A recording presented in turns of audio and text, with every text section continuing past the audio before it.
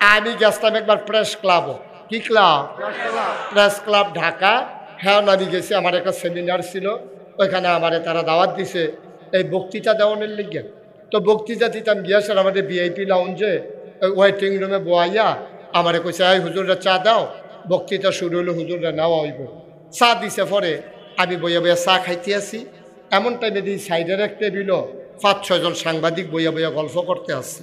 কিতা কয় আমি নিজের কানে শুনছি, তারা আলাপ করতে আছে, আরে বাংলাদেশটা কেমনে যে রইল এত তানের ভিতরে দিয়া, এটা আল্লাহ জানে।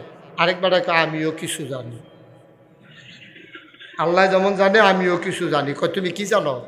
বাংলাদেশটা থাকলো নই, আল্লাহ এক একটা দেশ এক এক ফেরেস্তারে বাক কইরা দিছে।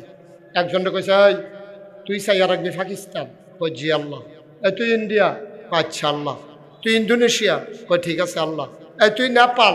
কই ঠিক আছে আল্লাহ। তুই ভুটান? কইছে ঠিক আছে আল্লাহ, আপনি যেমনি দিতেছেন আমরা এমনি চাই আর আহাম দেশটি। এখন এক ফেরেস্তা আল্লাহ বাংলাদেশটার ব্যাপারে কি চিন্তা করছে? বাংলাদেশ কারে দিবেন কন্যা দিছে এরকম যা কই আলাইতেছেন, বাংলাদেশটা কোনো ফেরেস্তারে দিতেন না? আল্লাহ বিলে কইছে, ওই সাংবাদিকরা কয় আর কি, আল্লাহ বিলে কইছে তাও বাংলাদেশ এটা তোমরা পারতা না, এটা যেই বাটফারের বাটফার, এটা আমি লাগবো।